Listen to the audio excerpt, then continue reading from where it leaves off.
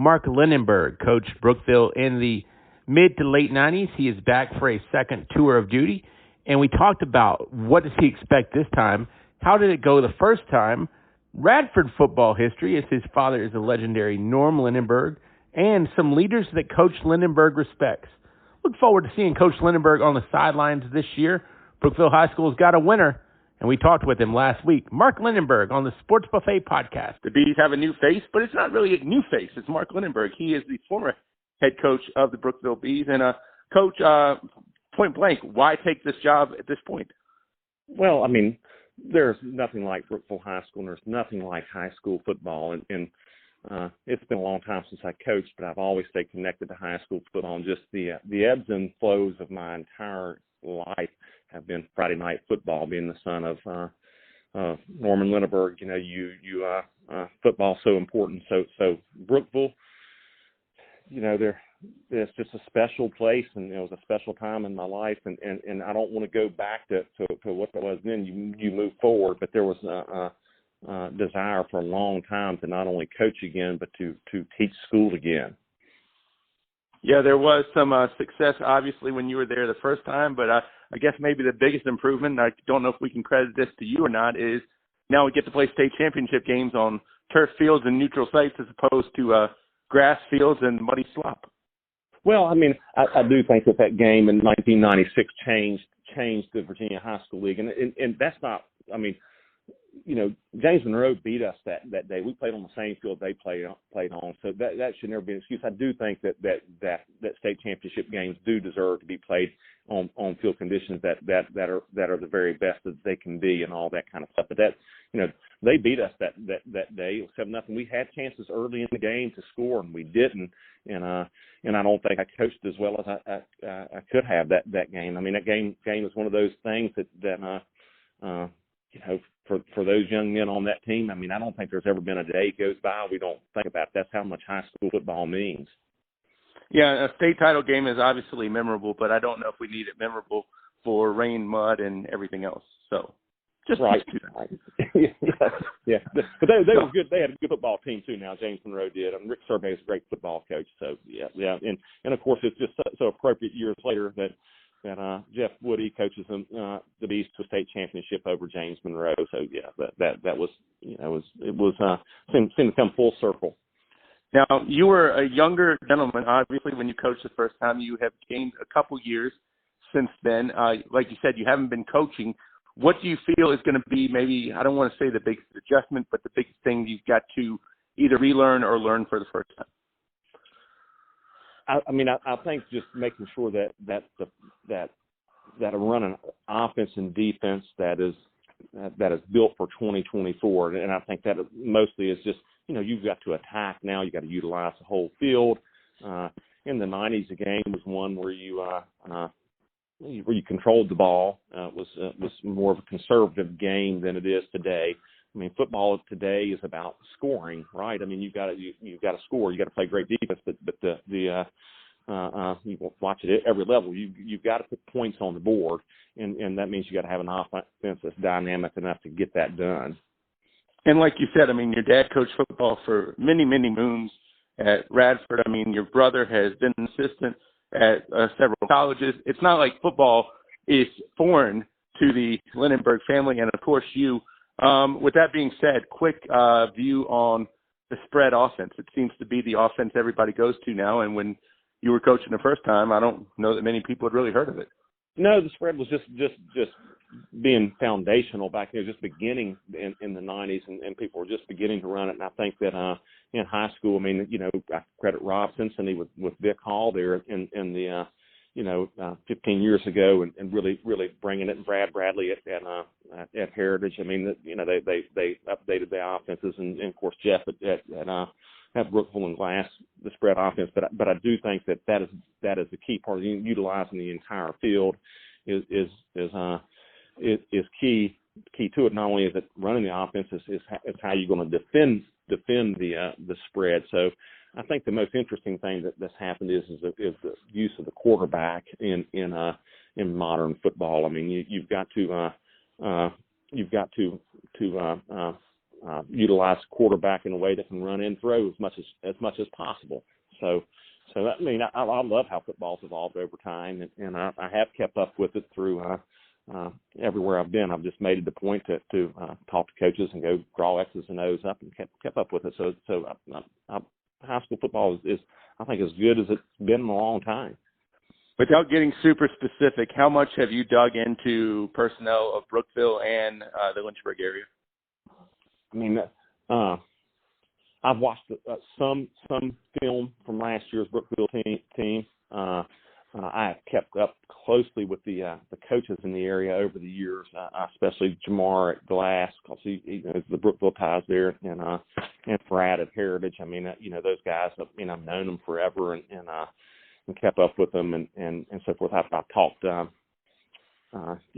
Lynchburg area. So of course, Jeff Woody is my, like a little brother to me, and we have talked football and X's and O's forever. I mean, just continue to talk about it, and so I've tried to keep up with it and stay current to the best of my ability, considering that I've had, jobs being superintendent and deputy superintendent all this time, but certainly kept up with it. And, at the same time, how much do you not want to see what you've got? And, I don't want to say you want to experience it on day one, but, this is Mark Lineburg's Brookville Bees 2024 coming up. It's not 2023 Brookville Bees. I mean, yeah, that's correct. I mean, I think about my job as superintendent of schools and districts I've been to, and everywhere I've gone, people have said this principal can do this, or that principal can do this, or you need to get rid of this principal, or whatever it may be. Those are the conversations that when you're a superintendent that you get when you take over a big organization. I've always made up my own mind on those kind of things, evaluated, taking a look at exactly how effective that person is, and made decisions based on that. And most time with the same principle takes place with the football team is with the right supports, right coaching, and so forth. You get people where they need to be. Where they end up playing on the football field is very similar to the same approach. Are they in the right place?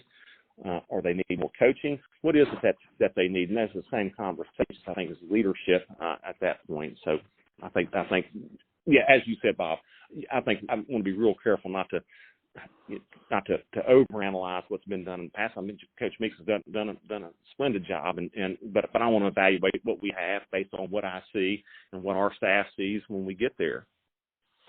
Question that I didn't tell you I was going to ask you, but we'll just throw this out there. When you look at leaders, whether it's sports leaders or just life leaders, who are your kind of like role models for leadership? Who do you really think does leadership good? I think about leaders that do leadership really, really well. I think Mike Krzyzewski at Duke. I'm not even a Duke basketball fan, but he was such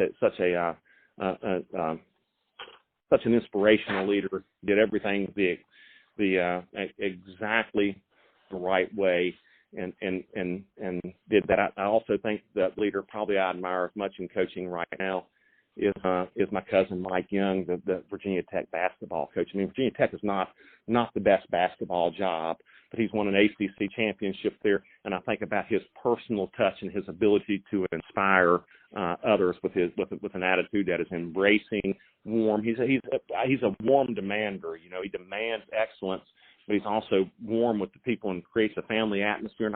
And I love that approach about my cousin. I admire how he coaches but I think those are two that really stand out to me. And then I guess the third one is this is not national level or anything like that. The current superintendent I work with is a lady named Mbika Roberson, and she's a young superintendent. She's dynamic and asks tough questions all the time, and inspires by planning and being very strategic. So, I think I've been exposed to great leaders in my time, and I hope to share that with the young men on playing field and kids in the classroom. Couple final questions with Mark Lineburg. He's the new head football coach at Brookville High School. What's the biggest thing about coaching or about leadership that you learned from your dad? So my dad, I love that question. Thanks for asking that, Bob. I mean, my dad nobody's going to remember exactly his X's and O's that he had, what offense he ran or what defense he ran. I mean, you probably not a lot of people say, you think Steve Ragsdale, you think of the single wing. When you think of my dad, what you think of is his teams played harder than your team. He was able to inspire. He built a culture of where the Bobcats were we were just tough team who got after it. He demanded. I can still hear him hollering, "Get up!" He didn't stay on turf long, and he had just one real simple rule: if you didn't hustle for the Bobcats, you didn't play. And so my dad was about the intangibles. He was about hustling and sprinting and getting after it and bleeding the black and gold. Culture beats strategy every time. In any organization, culture is the key to it. So, that he had this culture where you believed that the Bobcats were the best. And he instilled an underdog attitude. We always felt like we were the underdog at Radford, and that scrappiness you took with you, and he was able to inspire you through that. The locker room scenes after big wins, beating Blacksburg or Christiansburg or people like that in their schools that were twice as big. They were unbelievable. Epic scenes of winning. And and guy won 315 high school football games. 315. I still look at that is amazing. He was coaching successfully in his 70s. I'm proud of him. Yeah, I know it's not a good memory, but one that sticks out to me being the Forest grad is when Touchdown Tommy and Radford played JF when Poindexter, I think, was a junior or a sophomore there. That to me is a Radford memory, but it's probably not a memory Radford wants to swim on. I think that game typifies who Radford or who his teams were. Anthony was a sophomore on that team, and John was a senior quarterback on that team, and Tommy Edwards is a great running back. Of course, my brother Wayne was a quarterback, and besides a couple of spots on the field, Jefferson Force was better than Radford at every single position. And of course, Bob Christmas is a great football coach. Had Inslow and Spinner and Poindexter with all that on that team. But they had Radford down 21-7 in the fourth quarter. The Bobcats fought all the way back, and to this day, I know that my dad has just shared, often to this day talks about he should have gone for two instead of taking it into overtime. I think that is the regret of his entire coaching career is that he went for the tie and took it into overtime and should have tried to close it out right then on the spot. But I do think that game typifies who the Bobcats are. The game was played with such spirit and heart and pride. That you could never even. It was epic. These kids played as hard as you could play for 4 quarters. Now, stupid question. I was a little bit younger then, obviously. Was that Radford really being the underdog in that game?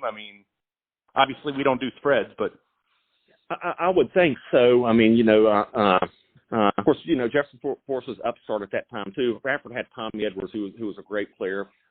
Radford's a small school. You have a school with 400 kids in it, and so always thin up front. Always depth was a problem, and so forth. So Bobcats always felt like an underdog. You were in the same league with Blacksburg. It had 1,000 kids in it, so that was who you were if you played for Radford. You felt like the underdog because you were playing in a double-A district as a single-A school during that time, and so playing Jefferson Force. We felt like the underdog in that game. Bobcats did. Yeah. Final question, Coach. Always look forward to seeing you this year. Give me, and you kind of have hit on it a little bit here and there, but tell me what success means in 2024 for Brookville and Mark Lineburg. I don't want to say that how many games you're going to win or lose and all that, but what success means is that one thing. I think that I want to see is just that we can inspire our team to play hard all the time, and that we can be a disciplined football team, have few penalties, and play at 100%. Just absolutely get after it. So I want us to compete. I look at the that games from last year, and there's some lopsided scores and all that. We want to be competitive in every single game this year, every single one of them. Coach, appreciate it. We'll see you throughout the season, and welcome back to Lynchburg. All right, thanks, Bob. Great talking to you. Mark Lineburg on the Sports Buffet.